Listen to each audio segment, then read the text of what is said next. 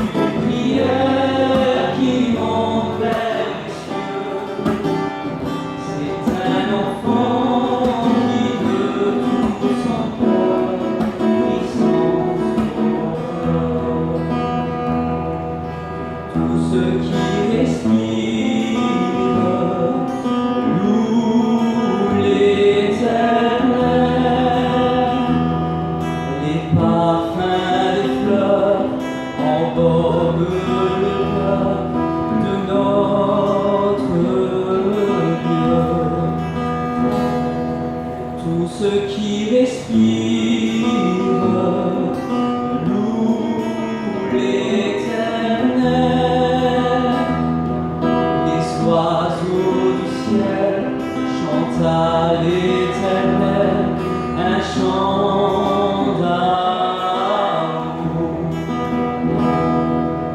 qui réjouit le cœur de Dieu. C'est une prière qui monte vers les cieux. C'est un enfant qui de tout son cœur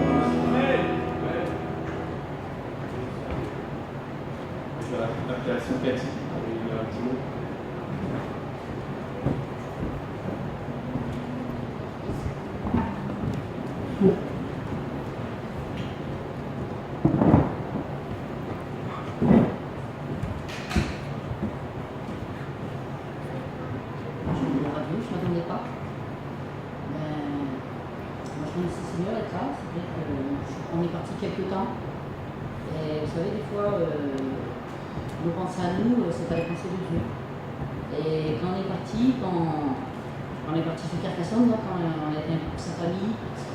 Il y avait des malades et puis c'est vrai que des fois c'est pas toujours facile parce qu'on se trouve dans des situations, des fois moi, il y avait des situations où je savais pas trop quoi dire, pas trop parler et puis il y a un moment, moi lui on était à l'hôpital et puis son cousin il était malade et puis quand on arrivait, toujours quand on arrivait dans l'hôpital, je disais rouge, quand il doit, il est content.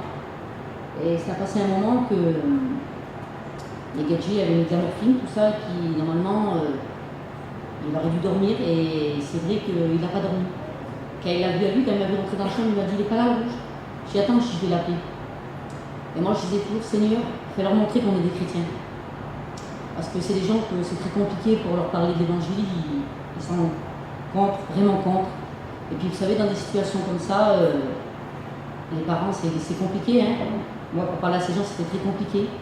Mais moi je remercie le Seigneur parce que j'ai demandé à Dieu et Dieu m'a montré. Et ça me disait dans mon cœur, même que tu ne parles pas, même que tu dis rien, quand ils vous voient, quand vous êtes là, ils voient qu'il y a quelque chose. Voilà, et moi je remercie le Seigneur, on a passé quelques temps là-bas. C'est vrai qu'il y avait c'est dur parce que, bon, pas dur pour nous, mais dur pour l'évangile parce que c'est des gens qui ne connaissent rien. Et puis pour eux, on est une secte. Pour eux, c'est une secte, pour eux, c'est, si vous voulez, je sais pas, bon, je ne peux pas être maladroit. Et ça fait qu'on était dans un petit foyer, puis le petit foyer, il disait, je ne croyais pas que c'était comme ça. Je ne croyais pas que c'était comme ça, je ne croyais pas, il disait, on vit, on a les pieds sur la terre. Je dis même qu'on est des chrétiens, je disais, moi la femme, je dis on vit, mais je sais qu'il y a des choses que nous, on n'en a pas besoin, on n'y va pas. On ne rentre pas, on n'a pas besoin de ces choses, il y a des choses que nous, il y a des choses qu'on ne peut pas faire. Parce qu'on ne fait pas, on le fait pas parce qu'on le fait pour Dieu. Et puis on est des chrétiens, on est des enfants de Dieu. Et un chrétien, c'est comme ça. Voilà, je remercie le Seigneur pour ça. Amen. Jésus a dit, vous êtes le sel de la terre. Alors c'est vrai que c'est comme on scelle la viande, le sel on ne le voit pas, mais on le ressent. Alors soyez cette bonne lumière autour de nous, et autour de ceux qui nous entourent. On va chanter tout dit qu'il est merveilleux.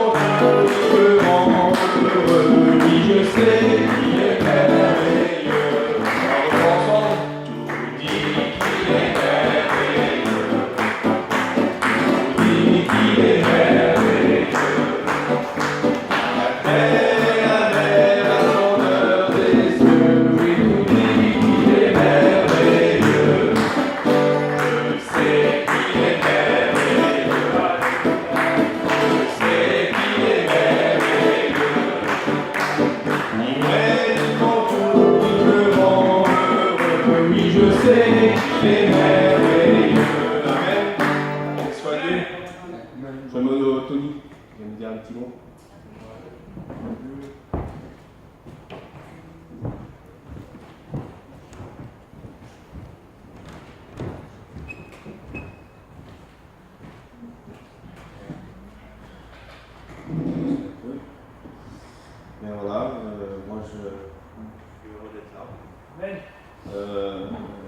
C'est vrai que c'est un peu dur. Pas dur de témoigner, mais je suis heureux d'être là. Mais dans mon cœur, je vous dis franchement, voilà, nous on avait la petite œuvre là-bas à Crézieux, et puis donc voilà, c'est comme ça, derrière tout ça, il y a un plan de Dieu. Faut regarder la volonté de Dieu. Ben moi, je suis parti cet été en mission avec les garçons, de David, tout ça. J'ai resté un temps avec eux. Et puis voilà, avec les garçons, ben, ça se passait bien. On avait une bonne entente. Et puis après, je suis parti. Et puis je vous dis franchement, pour moi, cet été, c'était un petit peu dur. Parce que j'aime bien faire quelque chose. Et puis là, c'était les garçons, ils avaient déjà un peu leur équipe. Donc, mais bon, ce qui comptait, c'était les réunions. Ce qui prime, c'était les réunions. On avait les bonnes réunions, le Seigneur nous avait dit. Voilà, donc moi je suis heureux d'être là ce soir. Et puis que le Seigneur vous bénisse.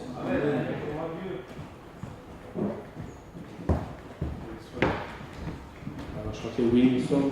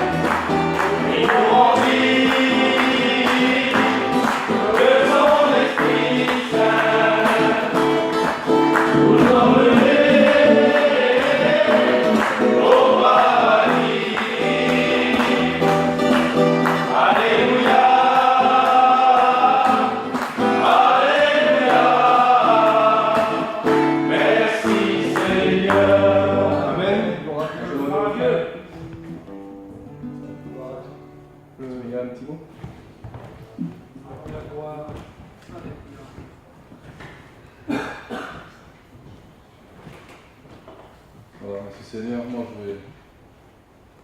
je vais vous expliquer mon témoignage. Ça fait un moment que je n'ai pas témoigné. Puis c'est bon de se rappeler aussi. D'où on vient. Voilà, c'est pour ma journée sainte. Moi, mes parents étaient chrétiens. Moi, quand je suis devenu chrétien, moi, ça faisait 23 ans que j'étais chrétien. Et puis moi, c'est pas pour ça que je me suis approché du Seigneur, parce qu'au contraire, moi, j'ai fait carrément le contraire de ce qu'ils auraient voulu. Moi, j'avais 13-14 ans, je commençais à boire, déjà à fumer, puis à 15-16 ans, ça y est, on sortait, on avait des copains qui avaient le permis, puis j'ai fait comme ça toute ma vie. Voilà, puis j'ai tout pris ce qu'il y avait dans le monde. J'ai tout voulu faire. J'étais curieux du monde, j'ai tout voulu. Et puis après, Seigneur, j'étais, j'étais dépendant de tout ça, parce qu'il fallait ça. J'avais besoin, il m'en fallait, j'étais drogué du monde. Et puis ça a duré comme ça, quelques temps que je me suis marié. Et je me calmerais une fois que je suis marié. Et puis non, finalement ça a empiré parce qu'après j'ai commencé à... Je travaillais plus, alors je gagnais plus ma vie, et quand je gagnais un peu mieux ma vie, donc c'était plus facile de faire des choses. Et ça a duré comme ça pendant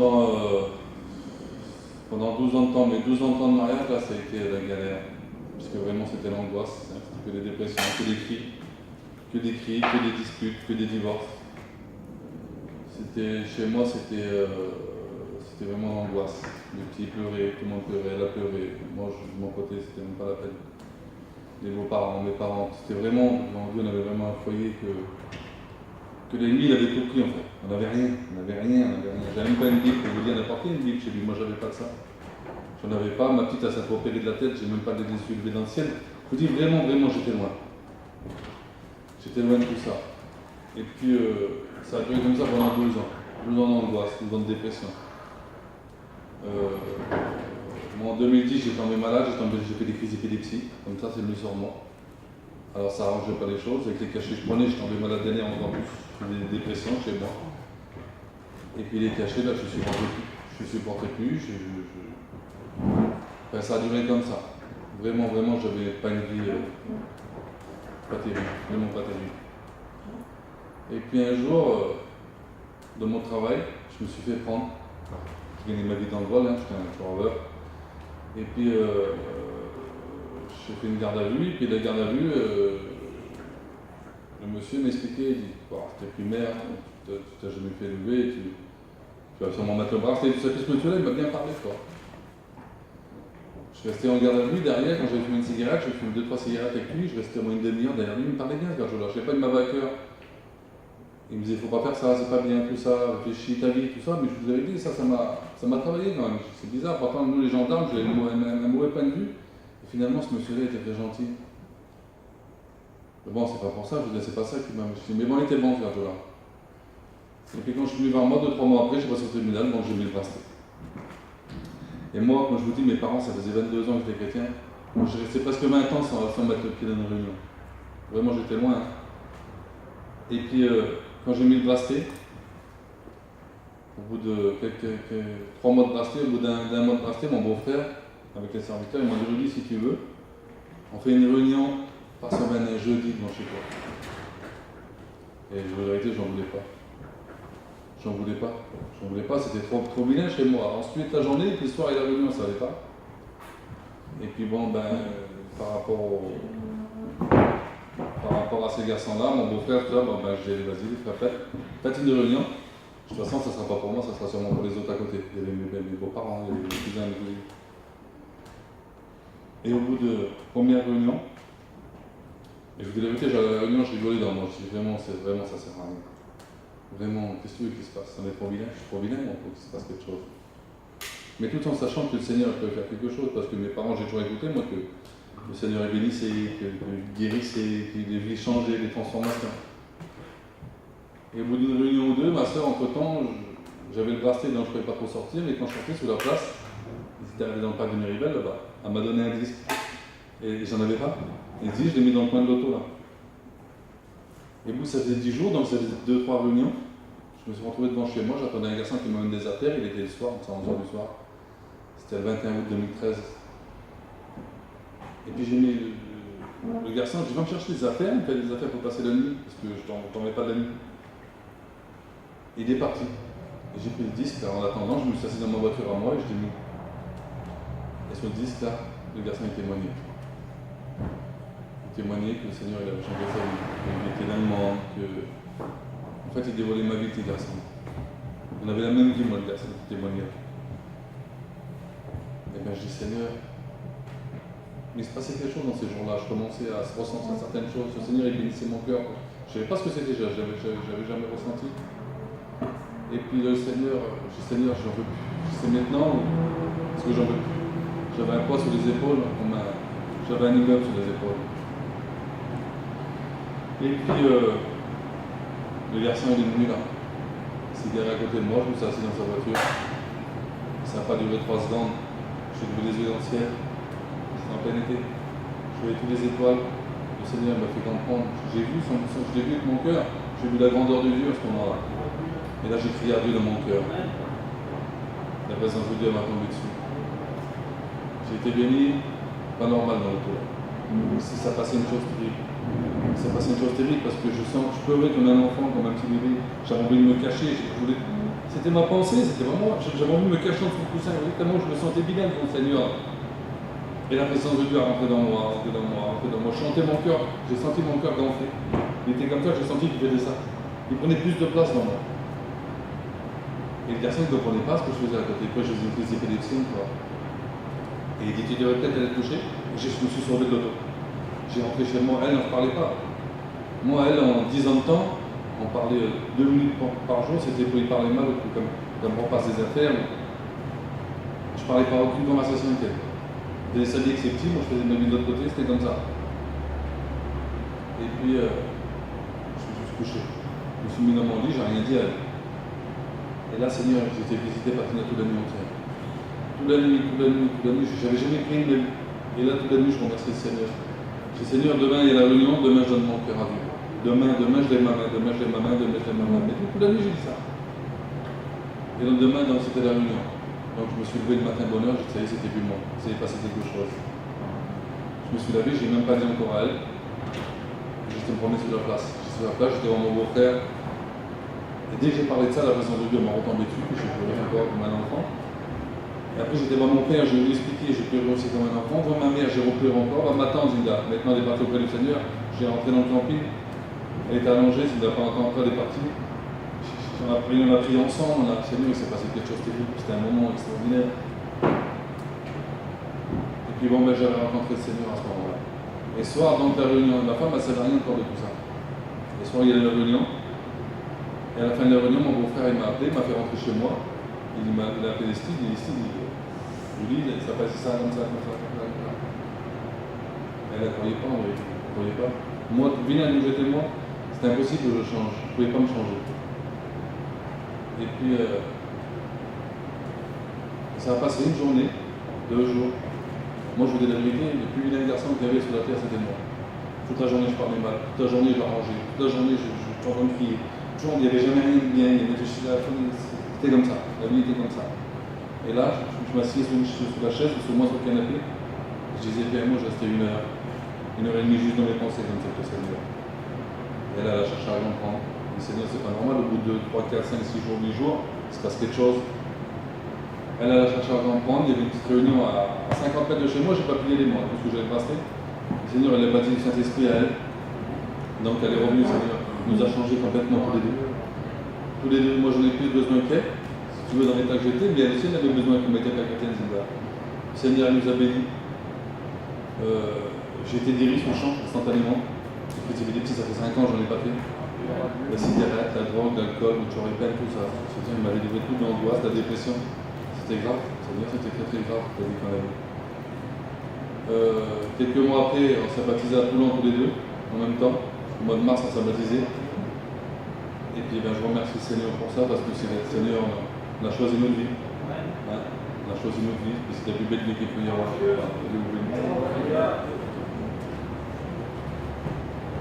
Soit tu sur le témoignage, je vais rappeler toutes les sœurs qui viennent chanter avec nous cette nuit.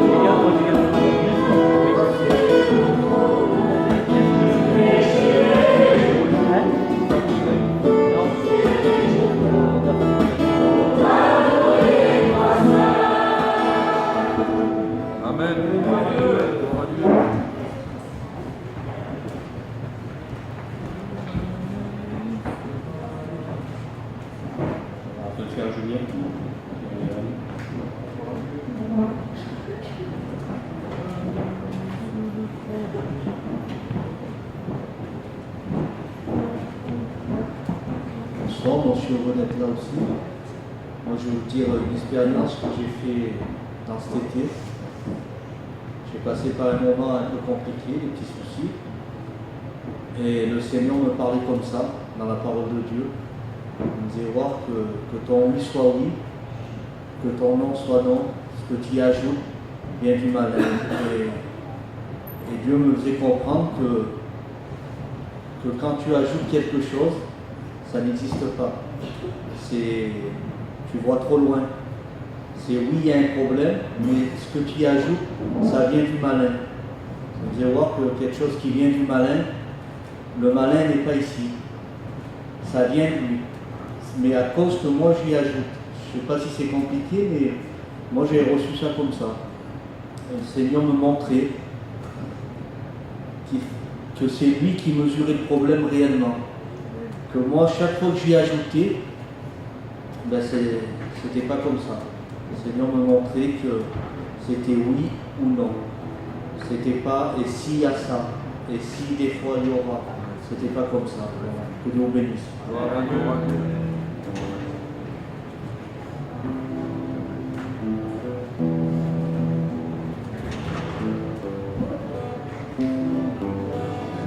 J'ai trouvé un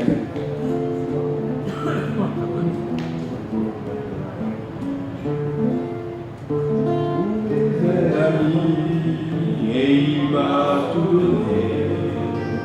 Il ne m'a refusé aucun de ses bienfaits. C'est vraiment un ami, c'est vraiment merveilleux de se sentir vainqueur.